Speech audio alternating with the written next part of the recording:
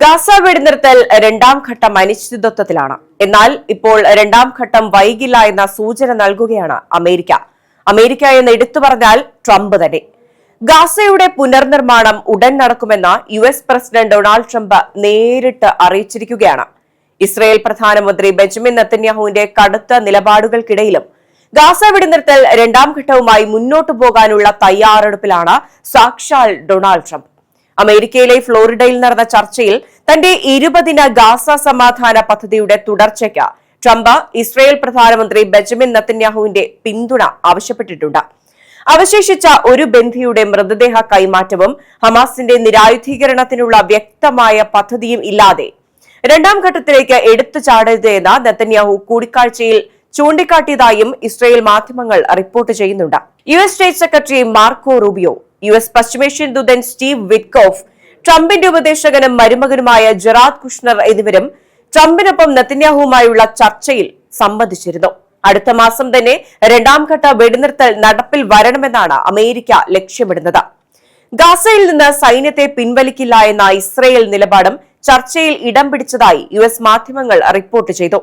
ഇടക്കാല സർക്കാർ, അന്താരാഷ്ട്ര സേനാ വിന്യാസം, ഹമാസിന്റെ നിരായുധീകരണം, വിലക്കുകളില്ലാതെ ഗാസയിലേക്ക് സഹായം ഉറപ്പാക്കൽ എന്നീ വിഷയങ്ങളും ശക്തമായി ഈ ചർച്ചയിൽ ഉന്നയിക്കപ്പെട്ടു. ഗാസയുടെ പുനർനിർമ്മാണം സംബന്ധിച്ച മാധ്യമ പ്രവർത്തകരുടെ ചോദ്യത്തിന് ഉടൻ ഉണ്ടാകുമെന്നായിരുന്നു ട്രംപിന്റെ മറുപടി. കൂടിക്കാഴ്ചയ്ക്ക് മുൻപ് ട്രംപും നെതന്യാഹുവും പരസ്പരം പുകഴ്ത്തി സംസാരിക്കാനും മറന്നിട്ടില്ല എന്നത് മാധ്യമങ്ങൾ ചൂണ്ടിക്കാട്ടുന്നുണ്ട്. ഇതോടൊപ്പം ചേർത്ത് പറയേണ്ട മറ്റൊരു പ്രധാന വാർത്ത എന്ന് പറയുന്നത് അമേരിക്കൻ പ്രസിഡന്റ് ഡൊണാൾഡ് ട്രംപിന് കഴിഞ്ഞ ദിവസങ്ങളിൽ ലഭിച്ച ഇസ്രയേൽ പ്രൈസ് ആണ്. അതായത് ഇസ്രയേലിന്റെ ഏറ്റവും ഉയർന്ന സിവിലിയൻ ബഹുമതിയായ ഇസ്രയേൽ പ്രൈസ് ട്രംപിന് നൽകുമെന്ന് പ്രധാനമന്ത്രി ബെഞ്ചമിൻ നെതന്യാഹു തന്നെ പ്രഖ്യാപിച്ചിരിക്കുകയാണ്. ട്രംപിന്റെ ഫ്ലോറിഡയിലെ മാർ എ ലാഗോ വസതിയിൽ വെച്ച് നടന്ന കൂടിക്കാഴ്ചയ്ക്കിടെ ഈ പ്രഖ്യാപനം ഉണ്ടായിരിക്കുകയാണ്. നൊബേൽ സമ്മാനം പ്രതീക്ഷിച്ചിരുന്ന ട്രംപിന് ഇതൊരു ചെറിയ ആശ്വാസം അത്ര തന്നെ. ഇസ്രയേൽ പ്രൈസിന്റെ 80 വർഷത്തെ ചരിത്രത്തിൽ ആദ്യമായാണ് ഒരു വിദേശ പൗരന് ഈ ബഹുമതി നൽകുന്നത് എന്നത് ട്രംപിന് വലിയ ബഹുമതി തന്നെയാണ്. ഇതിനായി ഇസ്രയേൽ സർക്കാർ പുരസ്കാര നിയമങ്ങളിൽ പോലും മാറ്റം വരുത്തിയിരിക്കുന്നു. ഇസ്രയേൽ പ്രൈസിൽ പുതുതായി ഉൾപ്പെടുത്തിയ സമാധാന വിഭാഗത്തിൽ അവാർഡ് ലഭിക്കുന്ന ആദ്യ വ്യക്തി കൂടിയായി ട്രംപ് ഇതോടെ മാറുകയാണ്. ഇസ്രയേലിനും ജൂത സമൂഹത്തിനും ട്രംപ് നൽകിയ അസാമാന്യമായ സംഭാവനകൾ പരിഗണിച്ചായിരുന്നു ഈ ബഹുമതിയെന്ന് നെതന്യാഹു വ്യക്തമാക്കി. ഗാസയിലെ സമാധാന ശ്രമങ്ങളും ബന്ധുക്കളുടെ മോചനത്തിനായുള്ള ഇടപെടലുകളും ഇതിന് കാരണമായി എന്നും അദ്ദേഹം പറയുന്നുണ്ട്. വൈറ്റ് ഹൌസിൽ ഇസ്രയേലിനുണ്ടായിട്ടുള്ള ഏറ്റവും വലിയ സുഹൃത്താണ് ട്രംപ് എന്ന് നെതന്യാഹു വിശേഷിപ്പിച്ചു. ഈ പുരസ്കാരം എല്ലാ രാഷ്ട്രീയ വിഭാഗങ്ങളിലും പെട്ട ഇസ്രയേൽ ജനതയുടെ പൊതുവികാരത്തിന്റെ പ്രതിഫലനമാണെന്നും ഭീകരർക്കെതിരായ പോരാട്ടത്തിൽ ട്രംപ് നൽകിയ പിന്തുണയെ എല്ലാവരും വിലമതിക്കുന്നുവെന്നും നെതന്യാഹു പറയുന്നുണ്ട്. പ്രസിഡന്റ് ട്രംപ് ആളുകളെ അത്ഭുതപ്പെടുത്താൻ നിരവധി കീഴ്വഴക്കങ്ങൾ ലംഘിച്ചു. അതിനാൽ ഞങ്ങൾ ഒരു കീഴ്വഴക്കം ലംഘിക്കാനോ പുതിയൊരെണ്ണം സൃഷ്ടിക്കാനോ തീരുമാനിച്ചിരിക്കുകയാണ്. അതായത് 80 വർഷത്തിനിടയിൽ ഇസ്രയേലി അല്ലാത്ത ഒരാൾക്ക് ഞങ്ങൾ ഒരിക്കലും നൽകാത്ത ഇസ്രയേൽ സമ്മാനം പ്രസിഡന്റ് ട്രംപിന് നൽകുക എന്നതാണ്. ഇസ്രയേൽ ജൂതജനതയ്ക്ക് നൽകിയ മഹത്തായ സംഭാവനകൾക്ക് പ്രസിഡന്റ് ഡൊണാൾഡ് ട്രംപിന് ഈ സമ്മാനം നൽകണമെന്ന് ഞങ്ങളുടെ വിദ്യാഭ്യാസ മന്ത്രി ഉച്ചഭക്ഷണ സമയത്ത് ഔദ്യോഗികമായി പ്രഖ്യാപിച്ചുവെന്നാണ് നെതന്യാഹു ഇതിനുവേണ്ടി വാദഗതിയായി ഉയർത്തുന്നത്. 2026 ഇസ്രയേൽ സ്വാതന്ത്ര്യ ദിനത്തിൽ നടക്കുന്ന ചടങ്ങിൽ വെച്ച അവാർഡ് ഏറ്റുവാങ്ങാൻ നെതന്യാഹു ട്രംപിനെ ഇസ്രയേലിലേക്ക് ക്ഷണിക്കുകയും ചെയ്തിട്ടുണ്ട്. ഈ ബഹുമതി തന്നെ അത്ഭുതപ്പെടുത്തിയെന്നും ഇതിൽ താൻ ഏറെ സന്തോഷവാനാണെന്നും ട്രംപ് മറുപടി നൽകി. അതേസമയം നേരത്തെ ട്രംപിനെ സമാധാനത്തിനുള്ള നൊബേൽ സമ്മാനത്തിന് നെതന്യാഹു നാമനിർദ്ദേശം നൽകിയെന്ന വാർത്തകളും പുറത്തുവന്നിട്ടുണ്ട്. ഇസ്രായേൽ പ്രധാനമന്ത്രി Benjamin Netanyahu American president Donald ട്രംപുമായി നടത്തിയ കൂടിക്കാഴ്ചയിൽ നിർണായക കൂടിക്കാഴ്ച നീക്കങ്ങൾ നടന്നിരിക്കുന്നു. ഗാസ സമാധാന പദ്ധതിയുടെ അടുത്ത ഘട്ടത്തിലേക്ക് കടക്കാൻ ട്രംപ് സമ്മർദ്ദം ചെലുത്തുന്നതിനിടെയാണ് നിർണായക കൂടിക്കാഴ്ച നടന്നത്. നെതന്യാഹുവിനെ പ്രശംസ കൊണ്ട് മൂടിയ ട്രംപ് അദ്ദേഹത്തെ യുദ്ധകാല പ്രധാനമന്ത്രിയെന്ന് വിശേഷിപ്പിക്കുകയും ചെയ്തിട്ടുണ്ട്. നെതന്യാഹു പ്രധാനമന്ത്രി ആയിരുന്നില്ല എങ്കിൽ ഒരുപക്ഷെ ഇസ്രയേൽ ഇന്ന് നിലനിൽക്കുമായിരുന്നില്ല എന്നാണ് ട്രംപ് പറയുന്നത്. നെതന്യാഹു അസാധാരണമായ ജോലിയാണ് നിർവഹിക്കുന്നതെന്നും ഇസ്രയേലിനെ അപകടകരമായ ഒരു ഘട്ടത്തിൽ നിന്ന് അദ്ദേഹം രക്ഷിച്ചുവെന്നും അദ്ദേഹം പറയുന്നുണ്ട്.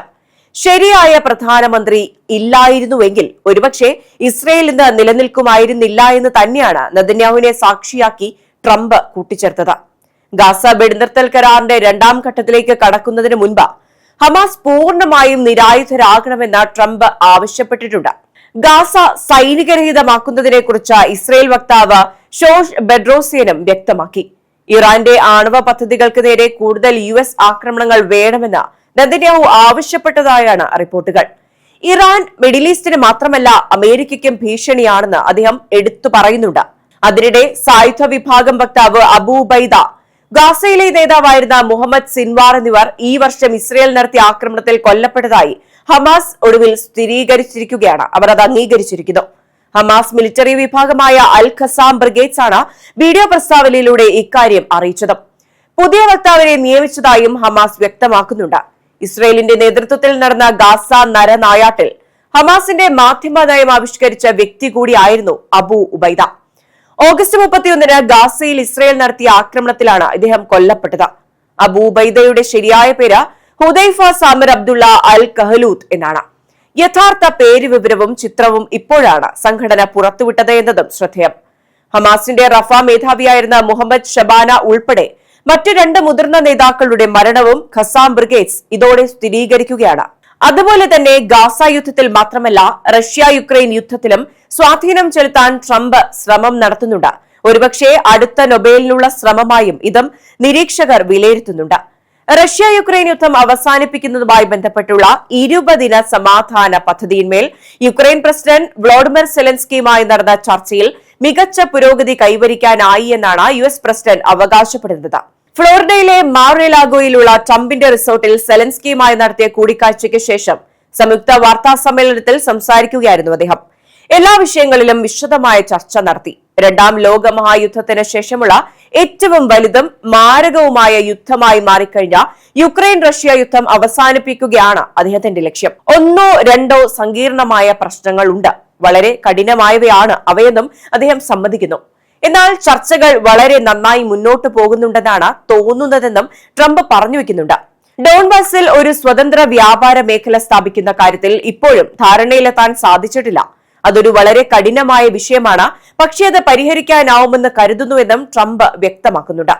റഷ്യൻ പ്രസിഡന്റ് വ്ളാഡിമിർ പുടിനുമായി ട്രംപ് 2 മണിക്കൂർ ഫോണിൽ സംസാരിച്ചെന്ന് ട്രംപ് തന്നെ പറയുന്നുണ്ട്.